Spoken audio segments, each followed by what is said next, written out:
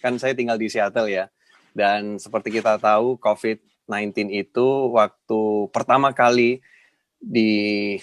ditemukan oleh pemerintah Cina, yaitu Desember tanggal 31 Desember.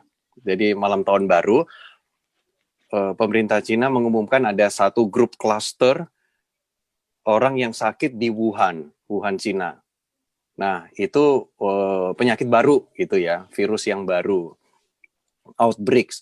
Lalu pada Januari tanggal 7, pemerintah Cina resmi memberikan bahwa ini baru ini coronavirus baru. Jadi dia resmi mengumumkan virus yang baru, pandemi. Udah langsung berkembang kan. Nah, setelah itu tanggal 9 Januari 2020, kasus pertama di Amerika, yaitu terjadinya di kota dekat Everett, dekat Seattle.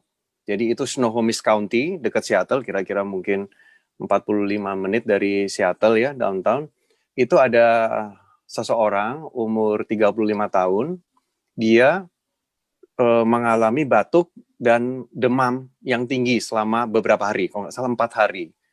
Nah, dia pun juga tahu bahwa pemerintah Cina udah mengumumkan ada virus baru, sehingga dia inisiatif pergi ke rumah sakit atau ke dokter untuk diperiksakan, gitu, karena dia ngelihat di news ya. Jadi, nah orang ini terus baru dia cerita bahwa dia baru pulang ketemu dengan saudaranya yang ada di Wuhan, Cina, sehingga kan klop ya masuk.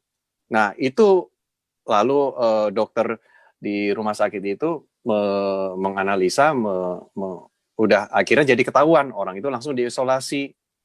Nah sementara orang itu sendiri sempat, keluarganya itu juga ini ada yang tinggal di rumah panti jompo di sini, orang tua gitu ya, elderly care. Nah udah langsung beredar dari situ. Cuma yang saya mau tambahkan, bahwa sebenarnya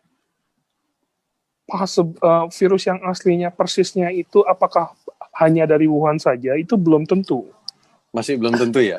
Belum. Kalau baca beberapa yang research yang baru, contohnya gini, pertama kita bilang yang di New York, kejadian di New York yang begitu parahnya dengan 32.000 orang meninggal, itu 97 strain virusnya itu bukannya yang Wuhan strain loh. Itu yang Europe strain. Itu coba Mas Greg baca lagi. Dan mereka baru saya baca berapa hari yang lalu, atau 2 minggu yang lalu, berapa 2 minggu yang lalu, itu mereka bilang bahwa yang di Italia virusnya itu ternyata dideteksi sekitar bulan September 2019. Jadi lebih awal ya. Jadi lebih awal. Jadi kita belum tahu apakah virus ini benar-benar, yang pasti kalau Washington punya memang dari Wuhan, itu udah pasti. Dari Wuhan. Itu udah pasti. Nomor 1 itu kita tahu pasti. Nomor 2, kalau dalam virus yang airborne, waktu itu tahun itu belum dianggap airborne, itu nggak bisa dicegah karena kita kan sudah travelnya itu udah mancanegara semua kan, kemana-mana, nggak bisa dicegah. Dan yang kita butuhkan cuma one person naik ke pesawat, boom, exponentially growing up. Dan itu pandemik itu kondisi seperti itu. Jadi sukar sekali dicegah. Nah apalagi kita punya travel ya, Amerika itu salah satu hub terbesar di dunia kan, dan China juga. Jadi itu akhirnya penyebarannya kuat sekali. Cuma yang saya mau tambahkan adalah yang Mas Greg tadi bilang, Wuhan itu betul, itu ada. Tapi kita harus lihat bahwa ada kemungkinan bahwa virus ini itu mungkin munculnya dari tempat lain juga, atau terjadi mutasi yang lebih awal daripada sebelumnya Wuhan. Betul. Nanti saya share itu beritanya yang saya. Tapi kita tahu kalau outbreak yang pertama yang kita benar-benar tahu itu dari Wuhan. Dari Wuhan. Dokternya itu yang resmi, mau bilangin sampai ditutup-tutupin nama pemerintah lokalnya di Wuhan gitu loh. Jadi bukannya nggak langsung diberesin, tapi ditutup-tutupin. Jadi semakin menyebar. Betul. Dan Januari waktu pemerintah pusatnya China sudah tangkap, itu mereka kan langsung lockdown kan ke kota-kotanya satu-satu. Yep. Tapi yang jadi masalah, data yang dilaporkan mereka ke WHO itu nggak semuanya gitu. Nggak akurat ya? Ya nggak akurat. Jadi negara lain itu benar-benar nggak tahu seberapa parahnya yang kejadian di Cina itu, nyebarnya itu bagaimana, gejala-gejalanya itu apa. Mereka nggak tahu sama sekali. Makanya sampai Italia, Spanyol, taunya pada waktu sudah menyebar di negara mereka masing-masing gitu loh. Dan yang jadi masalah, memang benar, yang Trump ini nggak nyebabin COVID, tapi dia yang nggak nyiapin negara ini untuk menghadapi COVID gitu loh. Betul sekali. Actionnya telat. Iya. Bukan cuma itu, ada beberapa hal. Ingat nggak, pandemic office itu dibubarin sebelumnya itu. Dia punya kita punya pandemic office, ada pandemic task force. Kita terus udah gitu. Saya maaf nih ya, bukannya saya mau merasa anti Trump, saya pikir bahwa cara berpikirnya itu simple sekali. Dia berpikir apa yang menguntungkan dia, dan dia ngelihat bahwa election yang akan maju ini itu akan merusak chance dia kalau dia nggak berusaha menenangkan masyarakat. Dan dia betul sekali tentang itu. Dia betul sekali bahwa dia takut itu. Tapi yang dia tidak sadar dengan dia lakukan seperti itu, dia meninggalkan tanggung jawabnya. Iya. Tanggung jawab dia yang terbesar itu untuk rakyat ini, bukan untuk dirinya sendiri. Oh jelas. Iya. Sedangkan kan yang Amerika sendiri kan punya intelnya ya.